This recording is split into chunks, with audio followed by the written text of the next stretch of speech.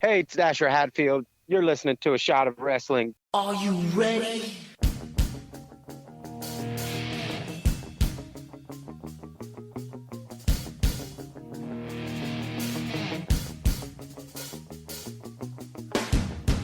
Oh. Oh, yeah.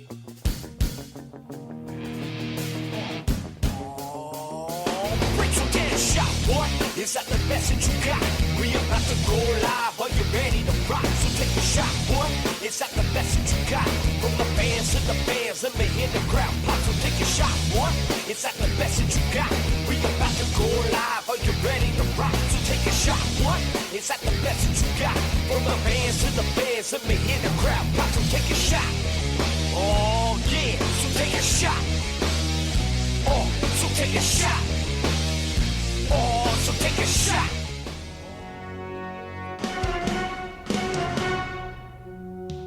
If you're ready and willing, I'm Abel here for A Shot of Wrestling, and welcome to another exciting edition of A Shot of Wrestling, the interviews. If you've not done so already, follow us on all forms of social media at A Shot of Wrestling on Facebook and Instagram, and Shot of Wrestling No A on Twitter. You can also contact us via email at inbox@shotofwrestling.com or dial it up 619-343-3005 and leave your comments on A Shot of Wrestling hotline. Now we say it time and time again that wrestling brings us together, and today is no different. Today, on episode 177 of A Shot of Wrestling, we are joined by the Chikara Grand Champion, Dasher Hatfield. Abel, first, I just want to thank you for giving me a platform to kind of explain myself here today. I feel like a lot of people are kind of misjudging my actions over the last almost a year now. And this is a great platform for me to come out here and kind of speak my case. Forever, I've always been known as the number one good guy at Chikara Pro, a guy who always played by the rules. And now that seems to be changing in the minds of a lot of people, and I just can't understand why. Well, your actions over the past year are definitely questionable. So, like you said, this is the forum for you letting it all out, giving us the truth, giving us an insight to your mind on what has been the current changes in Dasher Hatfield. Could we take it back to when you assumed the title of Grand Chikara Champion? I wouldn't say I assumed the title, but I was asked to handle a certain responsibility by my family, by Mr. Touchdown, who's my step cousin-in-law. And that's exactly what I did. When Mr. Touchdown had his leg broken, of all people in the entire world, he handed me that title and asked me to take care of it and asked me to do what I had to do to keep it safe and keep it within the family. And I defended that title time and time again against some of the very best wrestlers in the world. Something I know that most people don't know is that when it was time for Mr. Touchdown to come back and time for him to claim his grand championship, he wasn't quite ready. Yeah, he was cleared by the doctors. And if you know anything about Mark, like, he's a competitor. If the doctors say it's time to go, he's going to go. The heart of a giant inside of that kid. But being such a close family relative, like, I knew his body wasn't ready to go. Like, I had been through, at that point, 5 different grand championship defenses, and I knew the toll it took on my body. And I was at 100%, and I knew Mark wasn't. So when he came back to take that title, I couldn't just give it to him. He'd have lost it right away. What would that do for the family legacy? See, that is very smart. See, these are conversations that we wouldn't have been previewed to, but I'm sure you guys must have talked about this before his debut. Did he give you even a heads up, like, all right, the doctors have cleared me, I'm good to go, I'm going to take the title back? No, he completely caught me off guard by coming in at that point. But I had known from previous conversations prior to that night that he wasn't 100% ready. I knew he was going to the doctor. Never in a million years was I expecting a doctor to clear him, because I was in the gym with him. I was at training with him, and you can just see, when Mark's at 100%, I'll give all the credit where it's due. He's unstoppable. Mark's the guy who stopped Juan Francisco. I couldn't do it. I lost to Juan Francisco. In that moment, I knew what was best for that title was for me to hang on to it. You mentioned earlier that people are a little bit confused. I could see maybe them being confused, but unappreciative is another word that I may call the Shikara Army, because you filled a void. You know, what would have happened if you weren't there to be able to defend that title and be the face for Shikara and be able to unite us and still have us at the Shikara Army have a leader, you know? What do you have to say to them? If you're talking unappreciative, let's go back all the way to 2007. In 2007, I was asked to become creator wrestler, to be the first wrestler ever to completely turn himself over to a fan base, to completely give his identity to a fan base. And I made that sacrifice. All the dreams I had of what I would become as a professional wrestler, I put that in the hands of the Chikara fans. And for a long time, they really let me down. I had to do a lot of embarrassing things and things I never thought I would do. Wear a big giant cow suit, run around with a toaster on my head. Like, these are all things I never dreamed of. Things I know, like, my family looked at and were a little bit embarrassed, but I knew at the time that's what I had to do.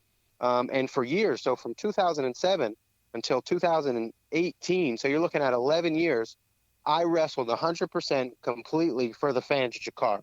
I gave 11 years to these people, and the first time over this past year, I started to look out for my family a little bit and myself, and the fans want to turn on me. Like, talk about unappreciative. And it's something that in current wrestling times, I feel like the fans have really been given the power, the control to really dictate on where professional wrestling is going. For example, outside of Shikara, look at the WWE, look at AEW. You know, these athletes are putting their life on the line and they're taking it one step further every single time. You know, long ago, the days of a bear hug or, you know, a text of strength between two components is gone. Like, there's more flips, there's more things you guys are doing, but for what? So my question to you is, you know, do fans require this control, and are they not just appreciative, but are they safe to demand more? I mean, it's a business saying where it's, you know, something's only worth what people are willing to pay for it. So if fans are able to have this power and kind of force these wrestlers into situations where they're putting their body in harm more and more each time they enter the ring, then that's the wrestler's fault for making that decision. One thing I can promise you is moving forward, I will be as efficient as possible. I will save my body. There will be no high-risk maneuvers. You're talking about bear hugs. Well, you'll see lots of just moves that wear people down and keep my body at 110%. Bear hugs, abdominal stretches, sleeper holds, like things that are going to get me W's and still have me prepared to move on to my next matchup. I have a title to defend. You're not going to see any moonsaults. You're not going to see any 450 splashes or dives to the outside, things that are just, honestly, they're just not necessary. No, I completely understand. If that's what it requires to keep the Shikara Grand Championship on your end, you know, it's cool for you, but don't you think the fans are going to be missing out a little bit? Yeah, that's not my problem. My problem is to keep that title within the family. My problem is to make the legacy of the Hatfield family live on in wrestling history forever and ever and ever. And the way I'm going to do that is by being the greatest grand champion of all time. 13 is the highest amount of title defenses to my knowledge. And it's a number that I plan to beat. And I'm not going to beat it by flipping off top ropes to the floor and crashing my body into cement. Now that you've gotten a few title defenses under your belt, you're starting to silence those critics. But what is the legacy for you as grand champion? You mentioned that number 13 being important. Is there anything else, that any opponents maybe that you want to face to prove yourself, or is there any big time matches in your bucket list that you want to scratch off? As far as the grand championship goes, I don't think there's any opponents in particular, but just every opponent. Like, as far as I'm concerned, I'd like every guy in the locker room, ladies included, to earn 3 points and step up to the plate. I'm talking your Fire Ants, your Hollow Wickeds. If somebody wants to come back, fine. Come back and get 3 points and fight me. So, you know, I'm talking now your Eddie Kingstons, your Tim Donts, these types of people. Like, come on back. Like, if you think you have what it takes to step back into Chikara and claim the grand championship, be my guest. I'll fight all of you. I love that competitive spirit. It has to do with my work ethic right now. My confidence is through the roof. Like, I've always been a hard worker. You could ask anybody in that locker room, And over the last year, with that title as a little bit of extra motivation, my work ethic's been unmatched. I'm in the best shape of my life. My conditioning's fantastic. My in-ring skills right now are higher than they've ever been. Like, if now's not the time for me to prove I'm the best, then that time won't ever happen. You are in peak physical physique right now. What is your training schedule? What's your diet? My diet is it's a whole lot of protein. Like, I still like to pack on some pounds, and I like to eat. I'm not a guy who's going to limit himself as far as what's on my plate, quantity wise. Like, I like a full belly. So I do try to keep the breads out and the meats in. My gym regimen is usually 6 days a week, guaranteed in the gym lifting. I've been a big fan of like the stair climber lately. I find the sweat I work up on the stair climber is unmatched by any other form of cardio. So I do a whole lot of the stair climber. And then occasionally even I'll come home, and Mrs. Hatfield lately has been a big fan of the T25s and the Transform 20s or whatever else she's got going Those on. are intense. So and they're extremely difficult. So the way our schedule works out, a lot of times when I get home from the gym, she'll just be starting that. So a lot of times I'll jump in and do that as well, get like a double workout in for the day. And besides that, just spending a couple days a week down at the Wrestle Factory. I admire your focus to your body and to what you do in the ring, but there has to be a cheat day. What do you eat on your cheat day? My favorite thing on I'm not much of a sweets guy, but a big old cheesesteak would get me anytime. Like, I can't say no to that. A bacon cheeseburger, count me in. Well, the Wrestle Factory is in Philadelphia, so we have to ask, if we're talking about cheesesteaks, are you a Geno's guy or a Pat's guy? I'm a Tony Luke's guy. Really? And I don't like I've had all three, and I don't know if that has to do with the nostalgic wrestling vibe of like that's where the ECW guys used to go, and it's right around the corner from ECW Arena, where I spent a lot of time wrestling. But yeah, that's my spot. If I'm in Philly and I get to go anywhere, give me a Tony Luke's cheesesteak all day, a little pizza steak. I didn't think I was going to ask this question, but I'm sure all of our listeners require it to be talked about. I don't even know how to bring this up, but what is the state of the Hatfield family right now, especially after your last match against your son? It's been real quiet. There's been a whole lot of just people not talk. I haven't heard from Mark. I haven't heard from Boomer, and I really don't know why I haven't heard from him. To be honest, I'm not really mad at the kid. I'm kind of proud of him. I mean, he stepped up in his first year in wrestling and beat the grand champion. That's something I never did. It goes to show that that I'm a heck of a dad and I raised a winner. But that's pretty much the state. It's quiet on the Hatfield front.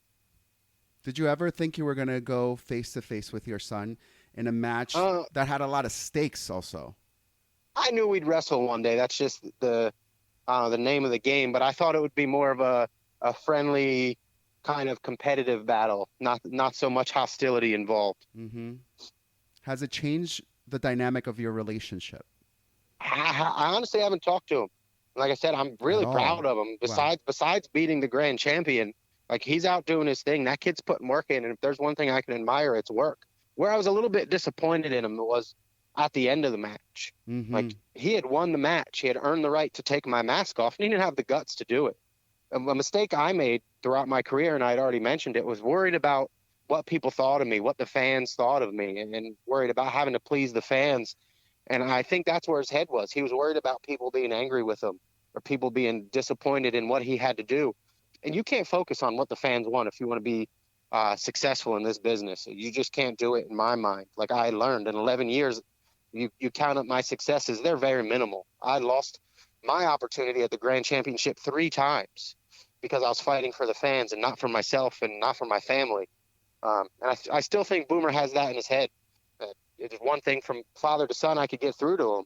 He's got to get rid of that mindset. He's got to be able to wrestle for himself and wrestle for his family, for his own goals, go out and grab what he wants.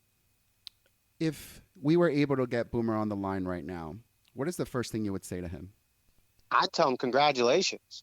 I'd say we had a hard-fought match, kid, and you won it, and I'm proud of where you're headed. That's awesome. That's awesome. I'm a new father. But I also tell him, don't be such a chump, man. Like, you won the match. Like, take my mask off. Like, that's what you want. You earned the right. You beat me that day. You were the better man. I mean, I don't really think he could ever do it again. Like, if we fought 10 times, he's going to win once, and it just happened to be that day was the once, but he earned it. I'm learning so much from you right now. I'm a new father. My son's 2 years old, and it's not going to be easy to raise a gentleman, a guy with a good head on his shoulders, good morals, respect for the people around him, the business that he's in. What are your tips to raising a good son like you have? Step one is really your kids learn more from what you do than what you say. Mm-hmm. So Boomer grew up his entire life, and he's a lot of times I wasn't home because I'm out, on the road and traveling and wrestling, and I wasn't home. But he saw my work ethic, he saw my desire, he saw my willingness to set a goal for myself and work hard until I achieve it. And those are all types of things he learned. I do feel like I let him down a bit because I wasn't around. What a lot of people don't know is that I have two other children at home that are younger. And one thing I can promise is that I'll be around more for those children. The mistakes I made with Boomer, I won't make with my other two children. They will not turn out the way Boomer has. I mean, that statement kind of would make Boomer a little upset, don't you think? Like, I know if I was in his shoes, you're now saying that you've made mistakes with him, and now your Well, it goes other back kids. to where my mindset was wrestling for the fans. Like I thought I Mm. had to be out there every weekend or even weekdays sometimes traveling, and I wasn't home with Boomer to teach him the right ways and help turn him into the man at least I think he should be.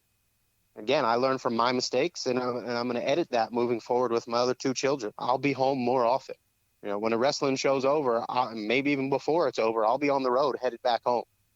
There's many conversations that we have with wrestlers, and that is something that is a hard struggle. It's creating that balance between family and work life. Is there anything that you have missed in the raising of your kids or in your family life for professional wrestling?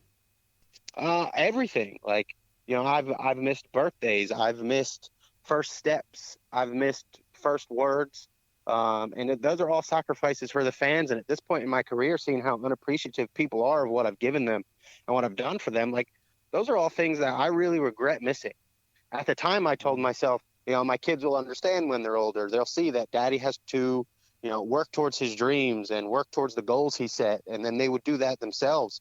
But at the same time, putting family on the back burner. And that's exactly like Boomer's out chasing his dreams and he's working hard. But where's his family in his mind? It's on the back burner for him. And his mindset in that way, that's all my fault. Those are mistakes I won't repeat. Shakara offers its viewers many larger than life characters, and each one has a unique story. What is your story? See, when I decided to become a professional wrestler, unlike a lot of people, like my dreams weren't Monday nights. Like that's not what I was looking for. My love really of like the spirit of ECW is what made me want to become a wrestler. Mm-hmm. Like I loved the idea that there was all of these people who all loved pro wrestling and they all loved this company and they had this loyalty to it that they were all willing to take on extra work, right? Drive the truck, design the t-shirts, book the venues, all of these things. And it was the teamwork and the synergy. And I loved everything about it. So when I got into professional wrestling, that's what I was looking for. I wasn't looking for a WWE tryout. I was looking to find that group of people in 2006. Who were they? Where were they? And the first time I had ever stepped foot into a Chikara show, I had been lucky enough to just get asked to work a little bit of security, and it was in Barnesville, Pennsylvania, in front of about 60 people maybe. But just by watching those 60 people and watching the energy that the wrestlers put into the day and into their matchups and seeing all, like you said, the over-the-top characters and everything that went into a Chikara show, like instantly I knew that that's what I was looking for, and I just had to carve out my spot. Fast forward to 2019, here I stand, the grand champion of that company. So I think I found what I was looking for, and now it's just time for me to leave my mark. Yeah, and you mentioned early on you were doing it all for the fans, and that was probably a mistake of yours because it didn't get you to where you are today. Are your goals different now in 2019 versus when you started? Yeah, absolutely. Right now I want to be really I have two goals. Goal one is to be the greatest grand champion in Chikara history. Not even by a little bit. Like I don't want 14 defenses. I want to double it or triple it. Wow. That's my goal number one. Mm-hmm. And goal number two is, and I think this goes again back to having the mask on and in a silly looking mask the way it is I always felt overlooked when it came to big time matchups. Like sure, I've been booked a lot of places and traveled the country, but never was I given those top guys. And that's a real big goal of mine right now, is to wrestle the very top wrestlers that are available. The bad thing about that right now is everybody's kind of getting signed up and eaten up. And so a lot of those guys aren't available, but whoever is available, I want the best. That is the state of our current wrestling scene, and it's nice to see, these guys get picked up. But I sometimes feel like as a fan, it's like, you keep taking our guys. Who's next? So is that your goal, to be that next top guy? See, I think it's one of those things where I think it'll come to me, like if I'm working towards my other goals. If my work ethic is there, then maybe those types of things will happen. I'm not going to lose any sleep if those things don't happen for me. But at the same time, if it happened, I would love it. And just the adventure of it, like the idea to step out and do something new and perform in front of bigger audiences, like those things are all awesome. And I definitely love to take on those roles. But if it doesn't happen for me, it doesn't happen for me. But one thing I can promise you is I'll work my tail off. So it won't be on any shortcomings on my end. Mm-hmm. As fans, we're right now caught into between this war of AEW, WWE. We're here on the show. We're big WWE guys. It's something that we were raised with. It's something that, we treasure very close to our heart. AEW is new, and we're interested to see how that develops for the new crop of wrestling fans. But just talking about WWE, if you had to insert yourself in a current WWE storyline, where do you see yourself fitting, and what would you do? In all honesty, I'm not much of a wrestling watcher. I love to wrestle. And if I watch wrestling, it's to learn. So I can't say I've followed or know any storylines going on. But if I was there, I could tell you I'd much rather be on the NXT roster for two reasons. Reason number one being my family. I want to be home with my family, and being on that roster would allow me to do that more often. There's less travel. And the other reason is, if you ask me, that's where the best matches are happening. Yeah. That's where the guys are getting your 20, your 30 minutes, your 60 minutes. That's where I want to prove I can hang. That's where I'd prefer to be. We started this interview by saying that wrestling brings us together, and wrestling has brought you to our show. Who in the business are you thankful that wrestling brought to your life? A lot of guys, and it's all Chikara Pro based, because that's where I spent most of my time. But really thankful for the work of Quackenbush, obviously. Fire Ant's another guy that if I ever need advice on anything, I just go ask him, and he'll give me, way more of an answer than I could ever have dreamed of getting. So really those two guys. Is there a piece of advice that they have shared with you that will always stick with you? Something I learned from Fire Ant is just moments. Like, moments are remembered, not moves or spots or things along those lines. But you create moments in wrestling, and that's what people remember. I've always considered myself more of a story guy than a spotty guy, and that's advice I received from Fire Ant a long time ago. Something I learned from Quackenbush is just like, stick to what makes you special and what makes you good. Early on in my Chikara days, I thought maybe just because it's, the American Lucha company that I needed to do all of these things that an Ophidian or a Quack or a Fire Ant could do. And so I think I got off to a little bit of a slow start because I was trying to do what they could do. And maybe some of the times I pulled it off, but it never looked as beautiful or as graceful or as wonderful as they made it look. And so it was that advice that kind of gave me a little smack in the back of the head that said, hey, if you're never going to do that as beautiful as these guys do, like, why are you doing it? Let them do what they do. Like, what are your strengths? What are you good at? And as soon as I harnessed in on what I was good at, that got my ball rolling a little bit. Do you think you ever win the fans over again? I'm not interested to. Even if they're the ones that are paying their hard-earned money to come and see you? I mean, I gave them 11 to 12 years of my life. Like, what more do you want? True. Well, we're right around the corner. Can I have my turn to do what I want now? Like, I've earned it. What is there anything specific that you want, though, outside of this, title defense, being the top guy? Is there anything else that's specific to you that you really want from the business? Something I've always heard throughout my career that I always kind of took as a little bit of a backhanded compliment was that you're one of the most underrated wrestlers in the world. And I think that goes back to not be given the opportunities to shine in the ring against the best wrestlers in the world. All the moments I've had like that have come through Chikara. Through Chikara, I've got to wrestle El Generico, who I beat, Tommaso Ciampa, who I beat. These types of talents are the types of matchups I'm looking for. Drew Gulak, I didn't beat Drew, but I wrestled Drew. And these are the types of guys I want to prove I can hang with and prove I'm just as good at. And for years, I always felt outside of Chikara, I was looked at more of like here's a haha guy. Here's a guy who come make our people laugh. Let's book him against our silly guy. Like, that's not what I want. That's not what I'm interested in. I want to prove that I'm just as good in the ring as anybody else in the world. And some people have seen it. They've seen through the silliness and the laughs and the jokes and the mask. But now's my chance to prove that to the world. You're going to have your chance on September the 7th, Shikarasaurus Rex. Mick Moretti is your opponent. Any words for him?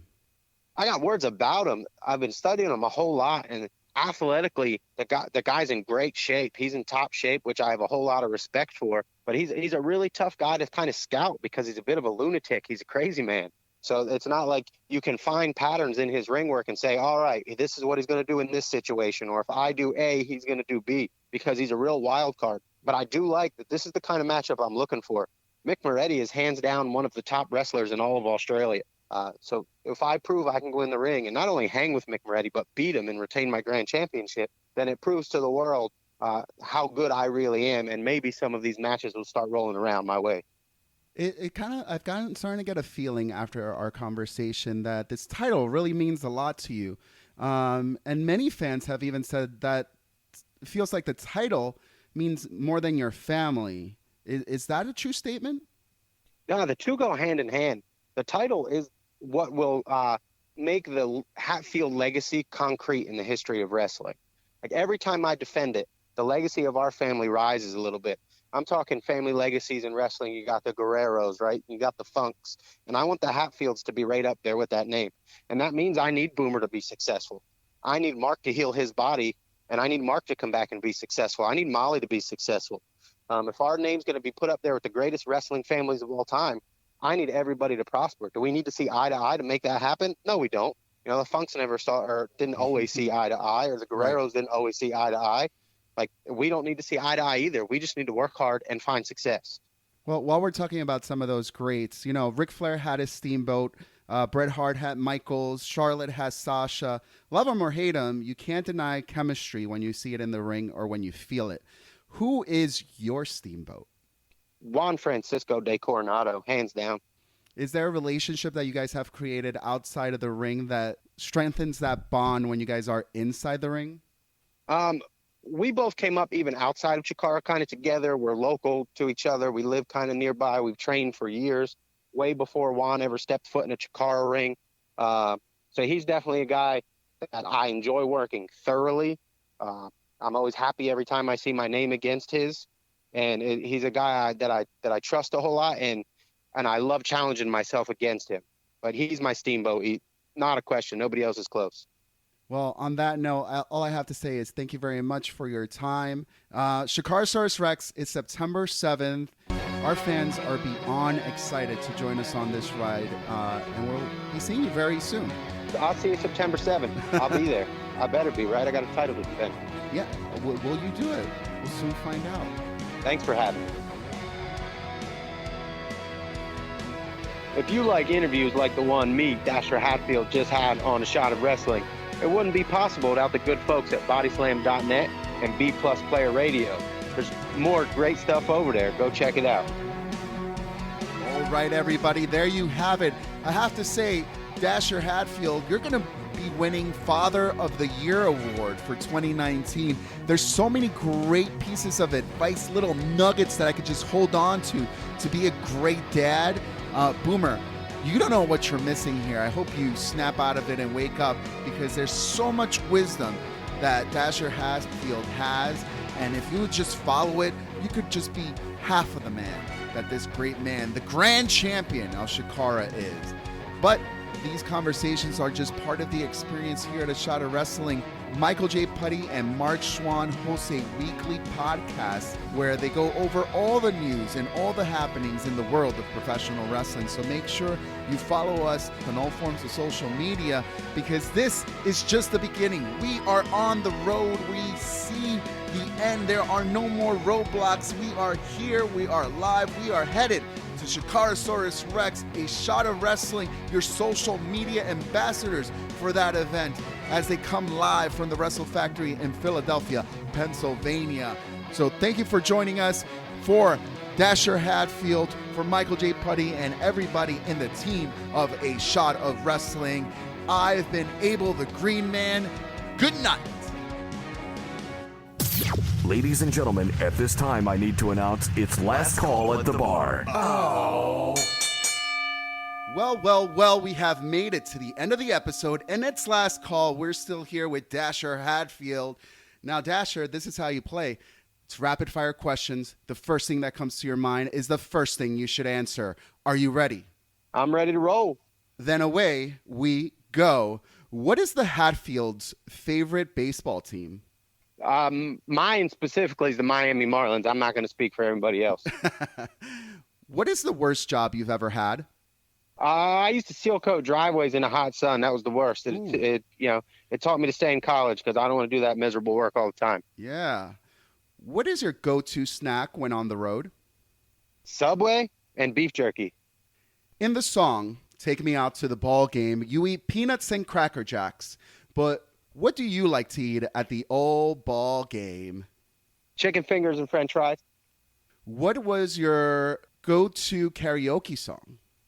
That's a good one. My go-to karaoke song, I'm going to go with It's Tricky by Run DMC. What is your prized possession? That's a real tough one.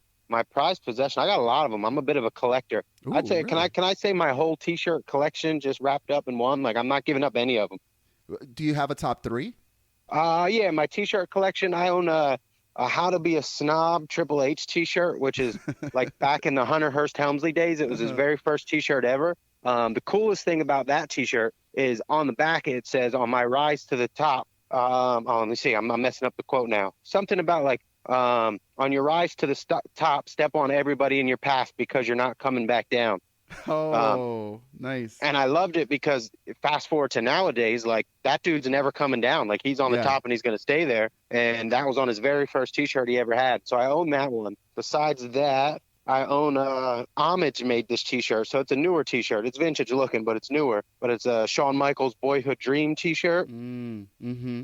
Yeah, and then the last one will be a Gangsters T-shirt I have that autographed by New Jack and Mustafa. Oh, that's so cool. What is the best WrestleMania ever? WrestleMania 6, Ultimate Warrior beats Hulk Hogan. Is stealing a base a good thing or a bad thing? Stealing a base is a good thing, but I'm kind of slow, so it was never my thing. But it keeps baseball interesting. Nowadays, it's all dingers, but I like a little small ball. Who was your mark-out wrestler growing up? It kind of changed throughout the years, but Ultimate Warrior first, then Shawn Michaels, then New Jack. Name a baseball player you would like to tag with. A baseball player I would like to tag with, Aaron Judge. That's a good one.